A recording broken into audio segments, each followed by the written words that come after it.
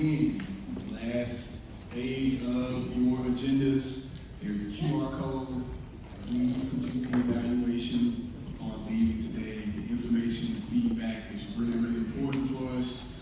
It helps shape the information that we provide, and really helps us to provide a retreat experience that is that's successful and that's useful to you all. So please just take a few minutes, just a couple of questions, but that feedback goes a very long way, so I appreciate it.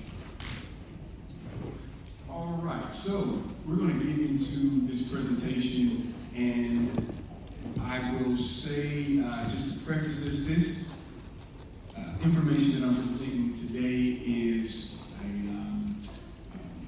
information from a research study that is currently ongoing. So some of the findings, some of the conclusions are preliminary conclusions, but I've given I feel the importance of the study and the prevalence of this issue is, I wanted to go ahead and start presenting some of this information I thought would be pretty relevant to this retreat. So just to kind of get started, the title of this study is Exploring the Impact of Heirs Property on Neighborhood Revitalization. This topic has emerged from my experience with people in members of GICH teams. As I have said before, GICH serves as a wonderful kind of laboratory to really look into community development initiatives, look into housing, community housing related initiatives, and this study is a testament to that. And I'll go into some of the details of the study and the methodology and get into some of the findings and open it up for any kind of Q&A after that. So many of you all have experienced heirs property, know vaguely about what heirs property is. Going into or starting here at UGA back in 2019, I had an idea what heirs property was, but didn't have a real grasp of the magnitude of the problem. Certainly hadn't peered into some of the literature of heirs property, and certainly hadn't made any studies on heirs property. But in conversations that I had with GICH team members, it appeared that this was, at the very least anecdotally, an issue that was coming up in many of the efforts in GICH community. So just to kind of define heirs property for those of you who may not know exactly what it is, heirs property can be defined as property that passes down from generation to generation without a legally designated owner, resulting in the ownership divided among all living descendants in a family. Heirs properties are oftentimes can have multiple heirs. Currently, in my own family, on my father's side, the family owns a 36-acre plot of land in Spartanburg, South Carolina. The developer is interested in it, and there are 70 people that own that 36-acre parcel. So not only am I kind of going through this research, at the same time, had an opportunity to kind of experience what that looks like. And unfortunately for our family, we have good leadership. My dad really got one of them, and we've been able to kind of pool our resources together to go through that long process of clearing up titles, reaching out to family members. We have a family member as far away as Colombia, South America. So it's been a long, drawn-out process that's currently ongoing, but I've had an opportunity to kind of experience this as well as go through some of the research on this, which has been a very interesting experience for me. Once again, so heirs property, heirs possess fractional shares in the property with no individual heir holding a clear title. Heirs property disproportionately is found in racial and ethnic minority communities, although it is a widespread issue. Here, is particularly in the South, in the Black Belt of the South, we see that it does concentrate within areas that are predominantly African American. And so it is when we think about in terms of racial equity, it's certainly one of those issues that are disproportionate and cuts along the lines of race as well as class. Right? And the literature kind of bears this out. in places like Appalachia, right, where even low-income white Americans deal with a very similar issue. So some of the issues that arise from heirs property, not having clear title to a property can really hurt when it comes to the investment. Most banks do not lend to, whether it's going to be a reinvestment or utilizing a property for collateral for a loan. If you don't have clear title, it makes it extremely more difficult to be able to leverage resources. Heirs can be dispossessed of their properties if they don't understand who has a clear property, a clear title. There are very astute developers and real estate investors who will behave predatorily and will insert themselves into the mix, and oftentimes properties can be dispossessed. Not being able to pay the taxes on properties is another mechanism through which properties can be dispossessed. So, when we think about heirs property within the neighborhood, within the context of the neighborhood, heirs property, if you can invest in properties, these properties are not being used at their highest and best form, best use. So we see oftentimes heirs properties that are homes or houses can lead to vacancy, which can lead to blight, which can lead to a overall kind of decline in the community and the neighborhood in general. So not only can they be a major issue for the families themselves and tapping into the wealth that has been passed down from generation to generation, it can also be a major impact more broadly on communities as well too. And not only when we talk about private investment, but what we have discovered, once again, just through interacting with those of you who have been going through the process of neighborhood revitalization, public funding, it can be hindered, or the investment in public funds can be hindered as well too when we don't have clear title. The Community Development Block Grant is one of those government funds that you have to have a clear title. CHIP is a little more flexible, but CDBG, certainly you have to kind of have clear title when we're working on rehabbing and developing properties.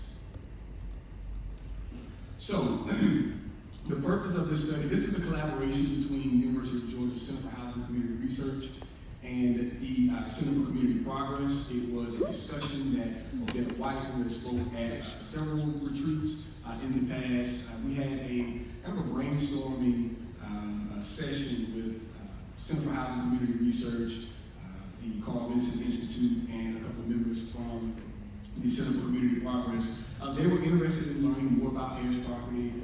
And once again, I brought up the fact that GICH is a wonderful vehicle through which we can kind of research this topic.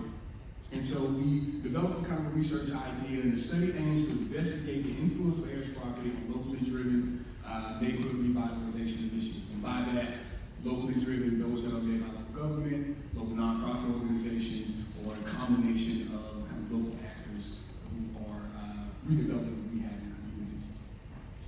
We're looking to assess the extent to which heirs property impedes the implementation of revitalization plans and inhibits the utilization of public-private funding. It also aims to document the strategies employed by organizations who are engaged in neighborhood revitalization activities, right? So we want to see if they have encountered these issues, what are they doing to mitigate these issues?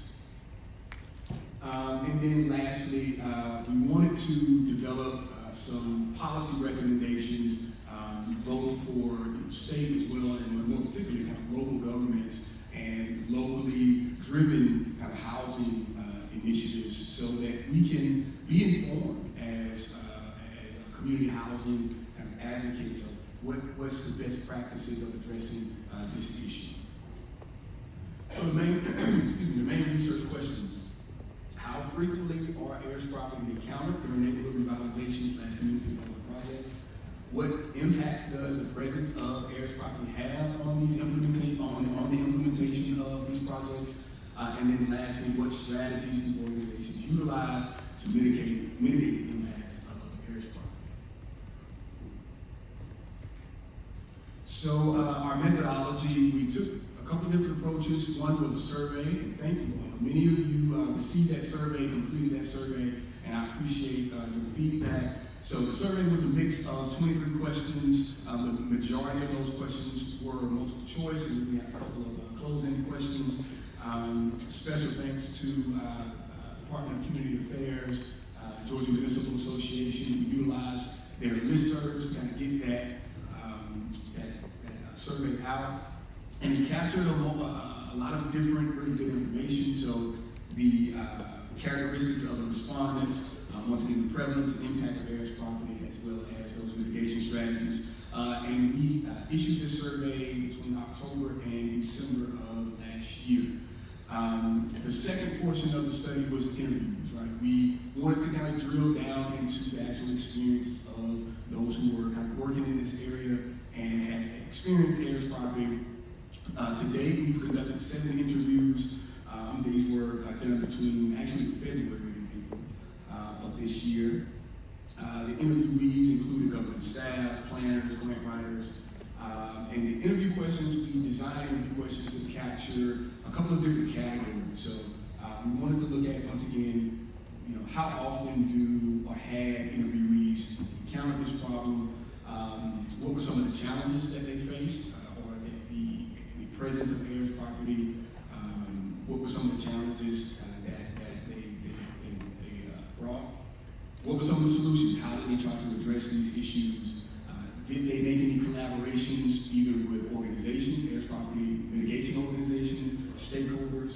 And then what were some of the lessons learned? So we're still going through the process of the kind of thematic analysis of the interview. So much of the results that I'm presenting today are just going to be from the survey itself, but we will have a final report by midsummer, and I will get that out on the GICH listserv to everyone that's registered here and provided an email. So certainly be on the lookout for that June, July of 2024. All right, so getting into some of the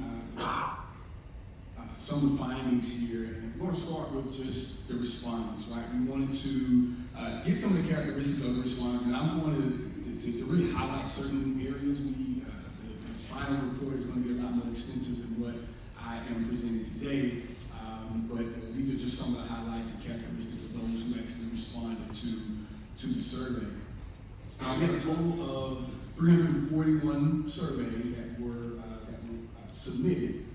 Of those 341, we had about 302 that were what we deemed as completed. There were some who clearly had started the survey and maybe didn't feel like completed it, so we had to omit some of those surveys, which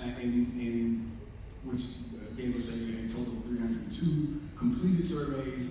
But in the survey, we wanted to make sure that we isolated those individuals that had participated in a neighborhood revitalization project and encountered Heirs property. So when we weaned out those that fit that criteria, we were left with about 142 respondents, and this is where we did the majority of our kind of survey analysis, is around these 142 respondents.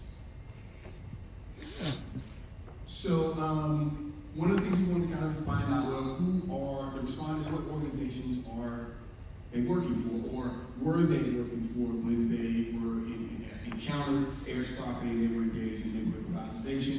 So as you can see, the vast majority of them be municipal governments. Now this could be some bias, obviously, because we were using Georgia Municipal Association's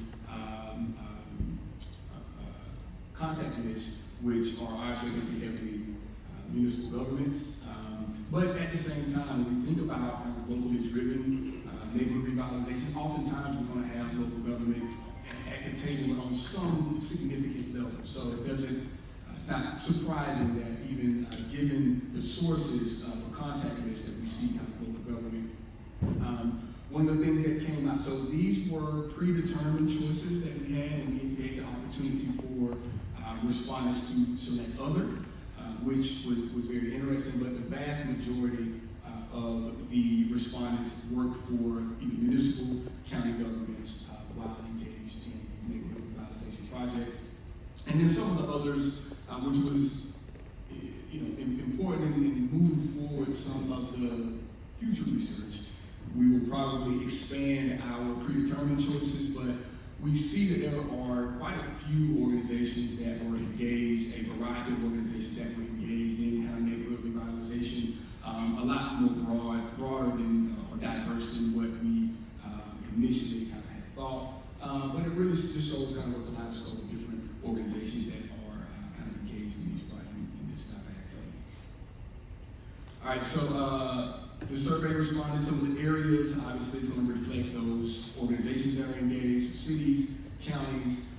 We did have some other responses as well, too, so regional, multi-county kind of jurisdictions that we're focused on. But for the majority of communities or respondents, their organizations will focus pretty much citywide or countywide within those areas.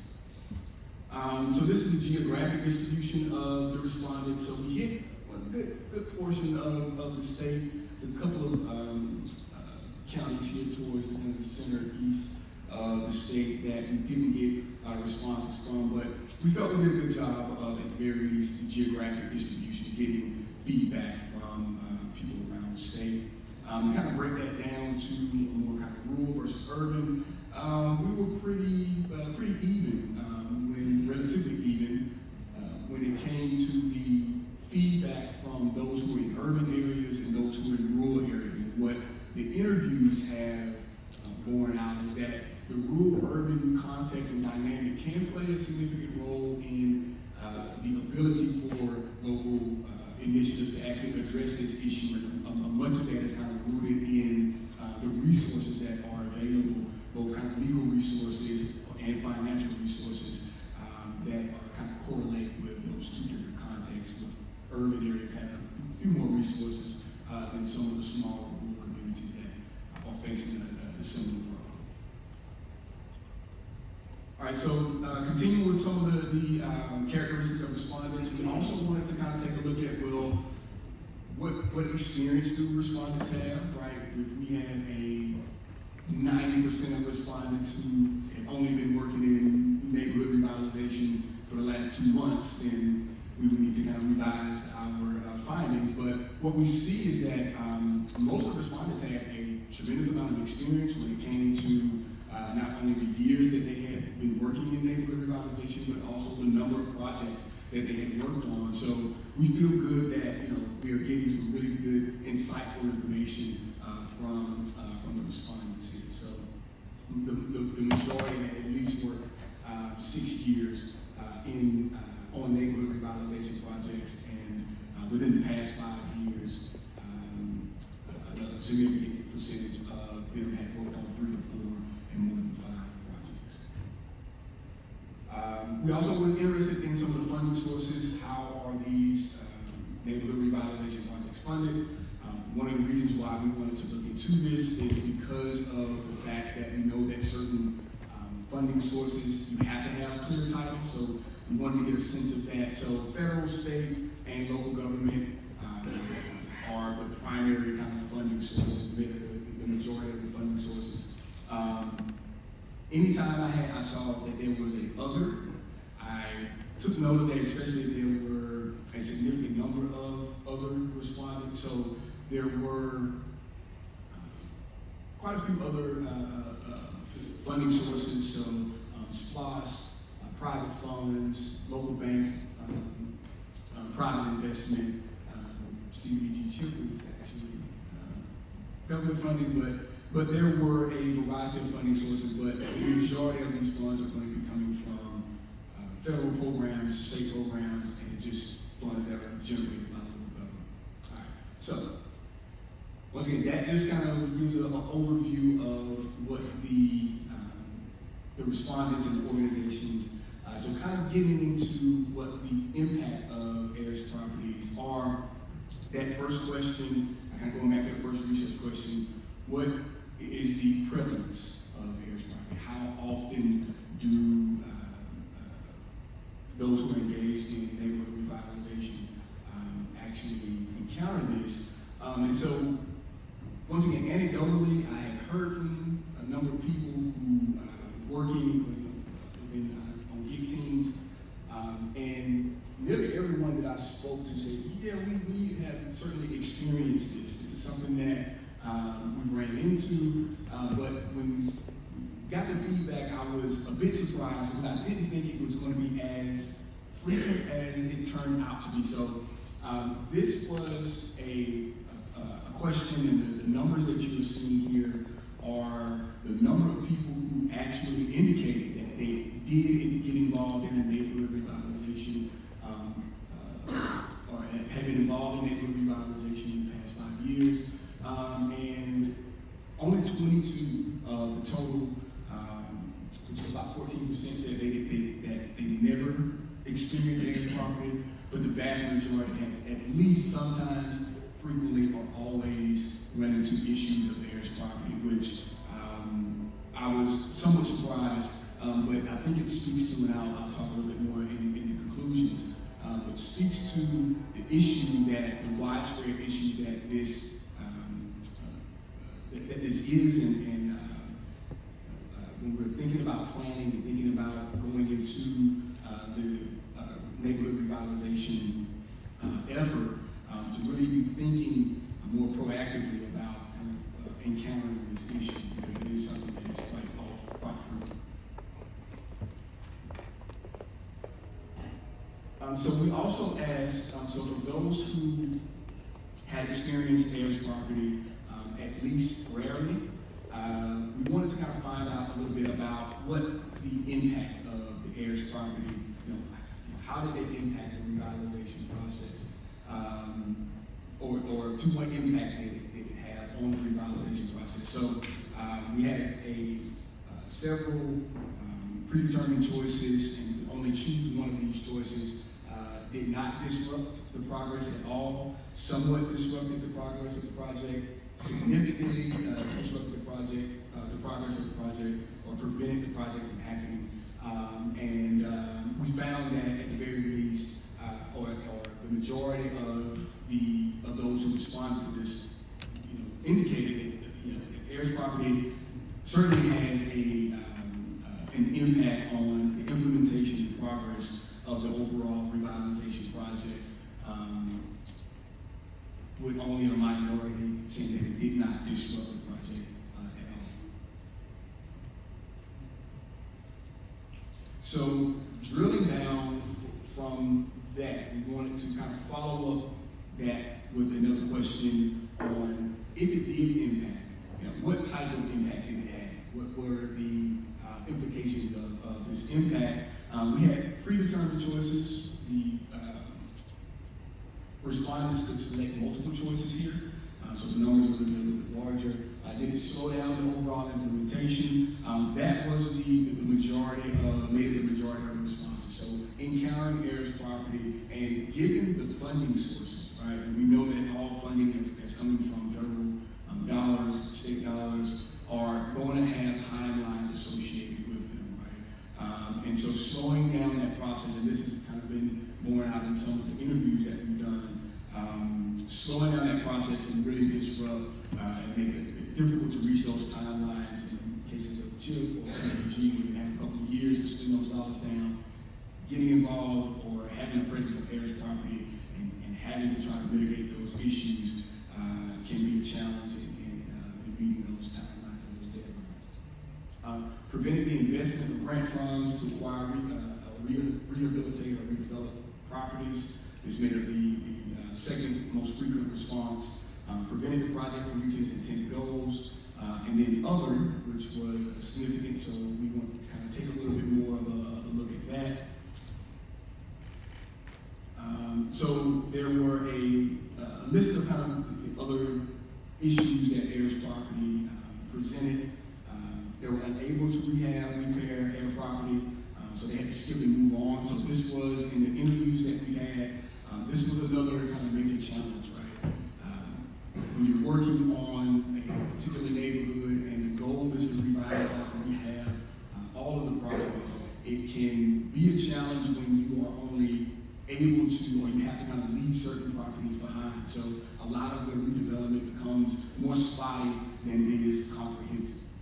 slowed down the project, and the project had to be amended. Generally, the terms of the project concurring.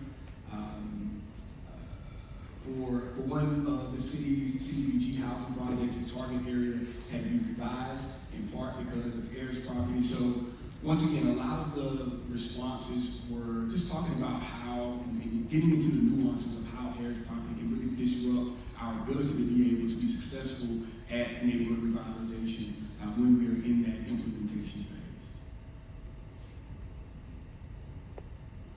So we also want to kind of find out, well, what types of Heirs property are respondents encountering. Overwhelmingly residential and vacant lots. We did want to kind of talk a little bit more, or at least ask whether or not they were kind of agricultural, because we know in a lot of our small rural communities, which made up about 44% of the respondents, whether or not they had kind of encountered those. But overwhelmingly, maybe not surprisingly, given kind of the neighborhood revitalization context, overwhelmingly residential and vacant lots made up the majority of the types of Heirs property that community that respondents were running into. All right, so we also wanted to ask, going back to that third question, kind of what are the mitigation strategies? Now, these are pretty brief. When we complete the analysis of the interviews, we're going to kind of delve into this in a lot more detail.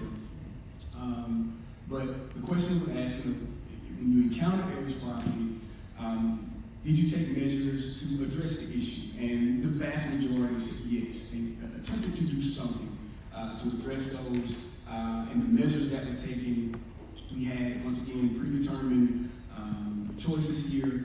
Property owners were referred to legal services. Legal assistance was provided to property owners to help clear titles. Funding for legal assistance was provided to property owners to help clear titles, which made up the fewest responses. But for most of the organizations, or most of the respondents, just trying to refer them to other organizations that did that or provide some level of legal assistance. I know that in our interviews, some of that legal assistance has come from local attorneys, either that work for local government, or government attorney, or just attorneys in the area that provide some pro bono work. Although given the context, once again, that rural or urban context, many of our small rural communities, there's just not that level of human capital or attorneys that are able to do that, as opposed to some of the urban areas where they can leverage a lot more of those resources together. There was also I'll get to that in a second. So kind of taking a look at this, right? So we're encountering these issues, encountering Heirs property. They're taking steps to kind of solve that. And so the follow-up question we wanted to find out, what was their preparedness? Right? So we know that you're going to have to do something about the Heirs property when it's encountered. How prepared were the organizations? Did they have protocols, guidelines, resources in place? And when we asked kind of, did you have partnerships, or does your organization have any partnerships with Heirs property prevention or mitigation organizations? The vast majority said no, it did not. Does your organization provide Heirs property prevention or mitigation programs? The vast majority said no, right? One of the takeaways from this is that when we are engaged in neighborhood revitalization projects, a lot of the response to Heirs property is very reactive, right? There's not a lot of proactive engagement, but given the frequency that we encounter Heirs property, and I'll go through this in some of the conclusions here, it may be wise moving forward for organizations and all of us kind of invested in this community housing initiatives to take these things into consideration, because we're encountering this, we're trying to mitigate it within a tight kind of window and time frame, but we don't have any resources, don't bring any resources to bear proactively to address this issue. So this is what the slide showed earlier. So other mitigation strategies, and that's another thing too. So there are, of a hodgepodge of different strategies that communities, that organizations are utilizing. Once again, this is more in a kind of reactive approach, and given those timelines, it can be a challenge. So having guidelines, being kind of more proactive, and in that planning process of the neighborhood revitalization is talking about the issue. All right. So, getting to some of the conclusions. Heirs property is not just a one-off or something that you're going to encounter here or there. It's probably 50% of the time you're going to encounter these issues. And oftentimes, heirs property are going to, and given the context of kind of neighborhood revitalization, we're working in areas that have seen years of disinvestment. They are oftentimes predominantly African American, historically African American communities where just the history and legacy of race and racism have kind of produced these unequal kind of distribution of those who have clear title. And so the neighborhoods that are the focus oftentimes of these revitalization projects are those same neighborhoods that we are going to encounter heirs property. Tend to concentrate once again lower income, minority communities. In most cases, there are structures that are associated with heirs property, so they're not just vacant, right? So if there are homes, if there are structures that can also complicate the redevelopment process, especially if you can't solve that issue, right? So now you have a blighted house, a blighted structure that will continue to linger in that footprint, in that neighborhood that you are trying to revitalize. So I had one interviewee that said that it was a challenge kind of reaching that critical mass of where you start seeing that turnover. You can fix this house, but until you get to that critical mass, oftentimes you don't see other investment that comes in from property owners that actually live there or any other type of outside investment. So some of the conclusions when it comes to kind of impact of heirs property. The presence of heirs properties can be a major barrier to neighborhood revitalization. It can very significantly prevent the public and private investments into neighborhoods. Mitigating the legal issues can significantly slow down the revitalization process. And as we all know, time is so important when we are working with grant dollars and we are working in communities. Can prevent the comprehensive neighborhood revitalization as heirs property they remain vacant or dilapidated. And then once again, the community context. We know that urban communities are going to be able to leverage more resources in their areas, whereas many of our rural communities have more of a difficult time kind of addressing these issues. So mitigation efforts. Most organizations do not have protocols or guidelines or strategies in place when they are engaging in neighborhood revitalization that helps to inform them on how to kind of address these issues. There's no state guidelines, right, that we can tap into to kind of help give us a sense of kind of what resources are out there within an urban or rural or geographic context. No standard guidelines addressing heirs properties with neighborhood revitalization. Legal services are really important. Many communities, particularly small, rural communities, lack many of these resources. Having funding for legal resources, many of the communities that I've spoke with, interviewees that I spoke with in our interviews, very few had any type of funding set aside for this. They were primarily relying on pro bono work, and if they did have some funds set aside, it was usually not enough to address the magnitude of the problem that they faced. Although communities take a variety of approaches to heirs properties, most strategies are reactive and few are prepared prior to the revitalization process to really handle this issue. So, a couple of policy recommendations, right? Be proactive in the planning phase. So before or while you are applying or writing that application, while you are developing, reconnecting, or getting a housing team together and focusing in on a particular neighborhood or community, plan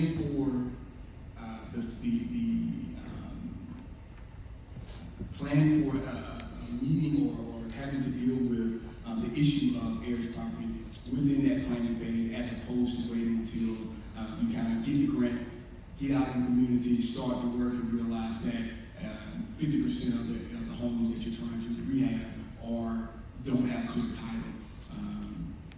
Build relationships with legal services early on. Reach out to local lawyers. There are a number of regional and statewide organizations, Georgia Heirs Property Law Center being one, that can assist. But even with the Georgia Heirs Property Law Center, they have limited resources as well too. So once again, in that planning phase, think about the organizations that may be in your areas, that would be lawyers and legal services, real estate lawyers in your area that can assist in the case that you do encounter heirs property. Development of statewide or local heirs property resource time. This is something that I plan to be working on as a project with the Center for Housing and Community Research, just to have a resource that we can all kind of tap into and say, this is where we're located. Here are some of the resources that are available to you that you may be able to leverage to assist with helping to clear up title. Educating stakeholders, and particularly the heirs. We've had a number of interviewees who have encountered heirs properties in a previous revitalization effort and learned their lesson and moved forward with actually educating people in the community about heirs, about wills, having housing fairs where you have legal services to kind of talk to community residents about the importance of wills, providing resources to get that, assist them in getting wills taken care of so that there are clear titles, and so when someone passes on, that property is passed down in a way where that title is clear. And then lastly, developing funding sources at the local level.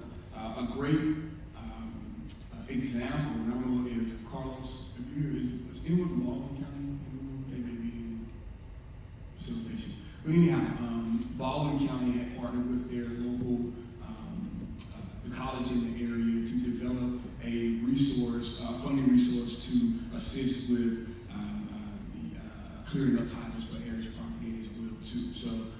So in the planning process, when you all are engaged in heirs property or engaged in neighborhood revitalization, having having guidelines, having a plan in place is really going to help to make that implementation of your revitalization plan that much more successful. And once again, I think this is the last slide. Once again, a full report. These are just kind of the highlights. We go into a lot more detail in certain areas, but it would be good to at least share this with you all. So with that, I'll open it up to any questions or comments.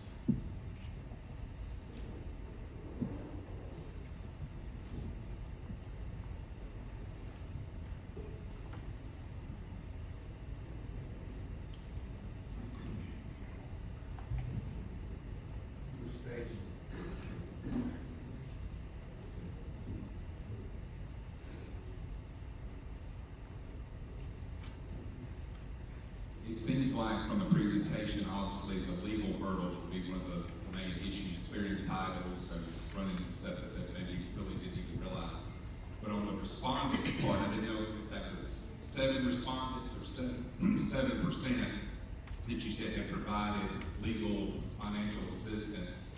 So regardless, it was a low number, whether it was the number of respondents or a percentage. So I guess my question is, talking about these being disadvantaged, predominantly disadvantaged areas, does that mean that it was such a failure because only 7% offered legal assistance, knowing that they couldn't afford it, or is it that 98% 90-something% could afford it, and just when it was brought to their attention, then they were able to clear up the legal issues on their homes. Because I guess what I'm saying is that's the component that I would think would be the total opposite. There would be 90-something% needed of financial assistance, legal, and the numbers show the opposite.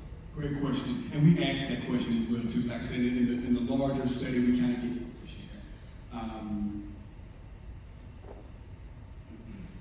in the larger study, we drill down into that, right? So we asked, okay, you provided or you couldn't provide resources. What were the issues? And most of the respondents said that they just didn't have the resources to be able to do that. There were some that mentioned, and this was a minority of the respondents, said that their organization just wasn't in their, they just didn't want to do it, or it wasn't in their mission to provide that. But in this case here, so funding for legal assistance was provided. So in most of the cases, the organizations just don't have the funds to be able to do that. It's not that they're withholding funds, but they just don't have the resources to be able to provide, or they just don't have the resources to be able to provide. A great presentation and a lot of good data out of that. Also, looking at mitigation and prevention aspects, we just had a great presentation on data sources of housing. Is there a way to create some sort of map of risk of future air? So some sort of shaded map that addresses within a city where the likelihood of a future air property is, so that then you can focus on an area. And people won't always show up at a housing fair, especially if they're elderly, and those are at the highest risk of not having a will. So maybe getting out, knocking on doors based on a shaded map or some sort of data. So I would bring up Adriana. Adriana, you've been doing work in Madison for that. When you get the chance, bring the mic around to Adriana. She can. But yes, there are ongoing projects and currently one going on in Madison where they are. Adriana can speak to it a little bit better than I can. Where they are looking into providing those areas that are at highest risk of Heirs property. So yeah, I'll let Adriana talk a little bit about that. If you could come back to the policy recommendations. Sure.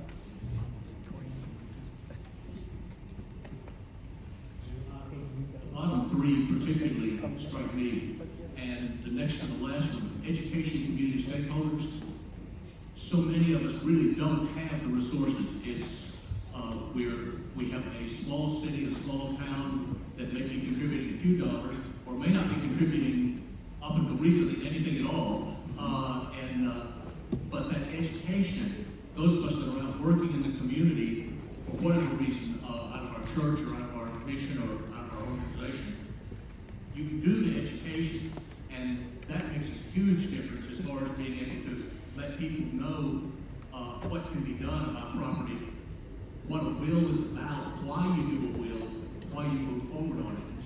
The other comment I'd like to make is that we're focusing here on issues that happen during neighborhood revitalization, but there's potentially an enormous amount of agricultural land out there that is improperly titled, and there are probably families, I wouldn't be surprised to say in this room, that have significant, as a family, resources that they can't use because the title's not good. Absolutely. And so to that point, one of the gaps in kind of Heirs property research is looking at Heirs property within the context of kind of neighborhood revitalization. There's a lot of really good research and data that look at kind of the agricultural impact of Heirs properties. A lot of really good research that's been done. But what we noticed when we had our kind of research brainstorming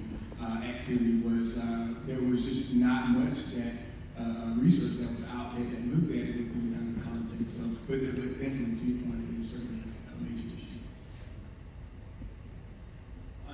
I'm Bob Sprinkle with Liberty County, and just to comment on how do you get people to find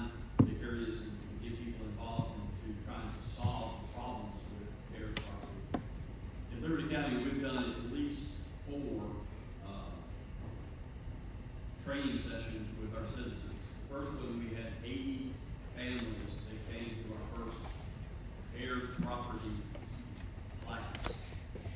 And through that class alone, we've cleared up about 6 Heirs property and got people involved in it. And since that time, the last one we had over 100 families come. One person found out about it and drove 200 miles from South Carolina to come to it. Wow. So advertising within your community and then holding an event where you spend more than a half a day going through all the process, what causes it, giving them the resources, the worksheet to determine who the family members could be, family tree and all that stuff, explaining, and then we had probate court judge come and talk about wills and why the importance of the wills and stuff like that, bringing the resources into the room, and then having some local attorneys. We weren't fortunate enough to have the Georgia Heirs property law center because they're too far away and they won't come to us. But we did have a few people that did come and help. So we have cleared up probably between 10 and 14 properties in Liberty County. We've probably got another 150 properties in Liberty County. Most of them are rural, but not all of them. So just telling you, you can get it cleared up, but you got to do the work and get the resources to the people. And that's one way to do it. Absolutely. Thank you. Appreciate it. Okay, so I would like to, Adriana is a planner in Madison and just recently defended her thesis successfully. So she's been a master's student. I sat on her years. You know what I'm going to talk about the work that you're doing. Okay, so like you said, I live in Madison. I'm planning one of my passion projects is Heirs property, but it's not personally that divided. And my family and I also feel like it's a really big issue in rural areas, which is my passion. And so part of my research focuses on identifying it before it happens, so that we can mediate it before it happens. And I'm focusing maybe on 5 or 6 strategies to identify it. I will say the biggest one is age. If you have people who have been in their homes since the 80s, there's a good chance, I just know from like my personal family, that like someone who purchased their home in the 80s is probably getting that like 65 to 70 age range now, which is typically when people start to kind of get up there and think about what's going to happen to their property, and they just don't know how to make a will because that's the way something learned. So that's the first thing I would recommend if you're like, trying to find an issue before it happens. Like, definitely survey your older residents and be like, do you have a will? What's your plan for what happens to your property once you pass on? The next thing is again that like, age of the home. If your homes were built in the 70s or 80s, if the person who bought the home is still owning it, double check that with your tax assessor as well as your utilities department. The person paying utilities, sometimes they're different because they're renting the home, but if the person paying utilities has the same last name as the person who owned the home, that's a sign that it's just a grandchild of the person who's living in the home. So they don't have title to it. But there's a bigger report that I'm working on. I'm hoping to have it done in next month or in June. But if you're interested in it, I will share my email with you. Also, you can reach out there after the show. Yeah, and if anyone wants to ask more questions, I'm going to talk about it. It's like a passion project. It's like my baby, so I always have to talk about it. I'm not happy with what you're talking. It's not a good thing. I'm happy with that. Very good. I think we're behind you, John.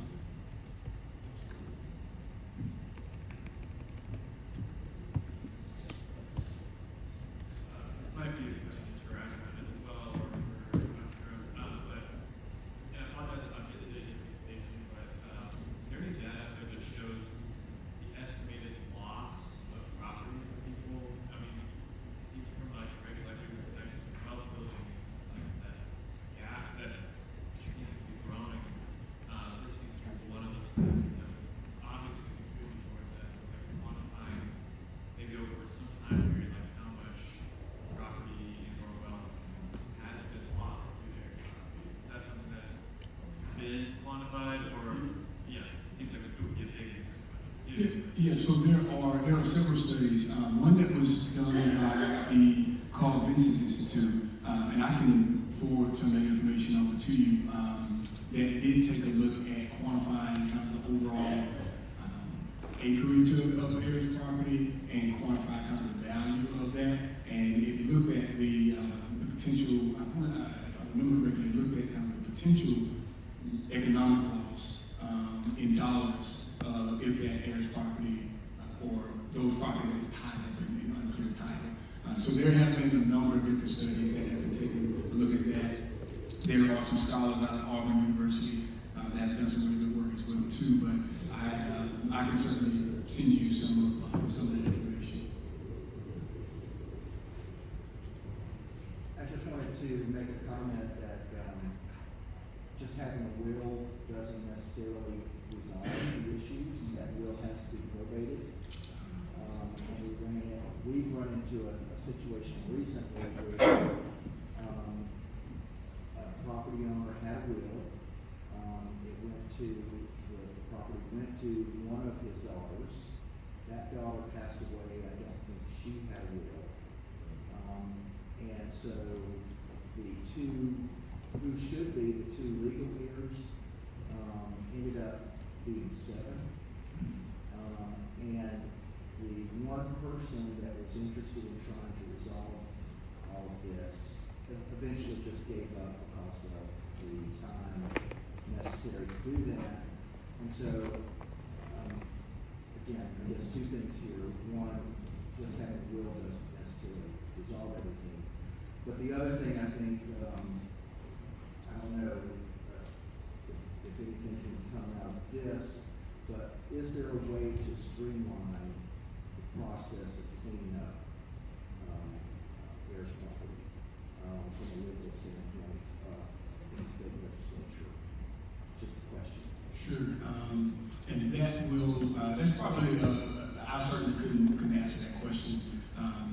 And unfortunately, the Georgia Heirs Property Law Center, they couldn't make it to this retreat, but they will be at the one in the fall. That might be a question that they can better answer. I would assume that there is, but it is a pretty complex and complicated situation either way, so it may not be.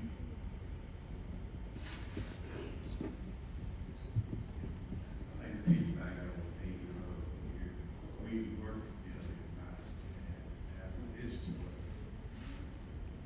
We're getting ready to host a town hall meeting, educate our citizens about heirs property and whatever else, life situations that they be totally unaware of, because maybe we have in one neighborhood, it might be 25 or 30 families that heirs property just in one section of the city of Madison. So we sometime in the latter part of this year, we will be hosting a town hall meeting. And if you all want to participate, y'all are welcome, free to come. We help educate you as much as we can. And also, as a member of Habitat Board, we also run into the same situation as well. Yeah. I actually got 4 lawyers that's on the board that we are willing to do their all our most vulnerable work for us. So when I get back to Madison, I'll also speak with them, see what they be obligated to help us in the, instead of Habitat help us on the housing board to help the individual that cannot afford it, because it is really expensive trying to get all the legal fees and the family board trying to do will and documents here and there. But I hope that in the near future that we can and will be able to help clean up all those air problems, because in the city of Madison, I think we might have 15 to 20% of the properties air property. That's a great deal of property just be floating in there in cyberspace. Yeah.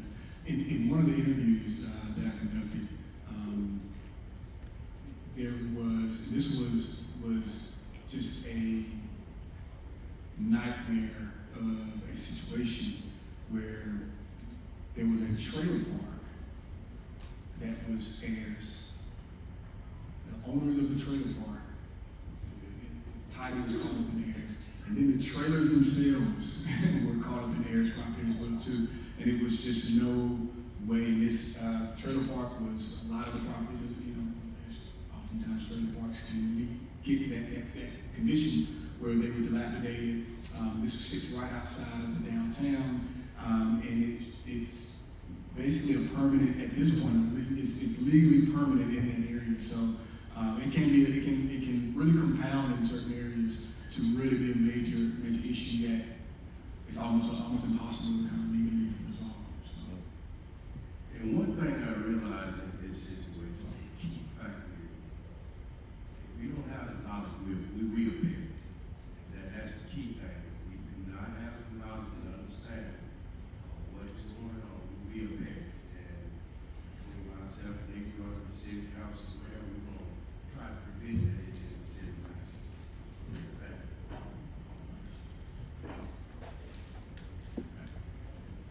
We got one. We got one.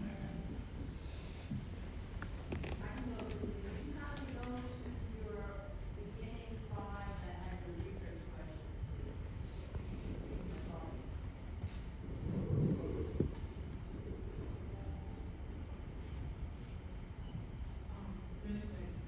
Sorry, my question sounds talking. We also have a website on the Madison Housing Street Commission, which is a local part of.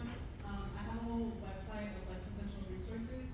USDA has a really good program where they give people grants and loans for the legal fees associated with Heirs property, which has been very helpful for people. So I would recommend that as well. It's on the website. You go to MadisonGA/Heirs property. It's Madison, MadisonGA.com/Heirs property. I update it all the time, so if you have a problem, I recommend go for a permit, check your grants and lines. I'm not updating.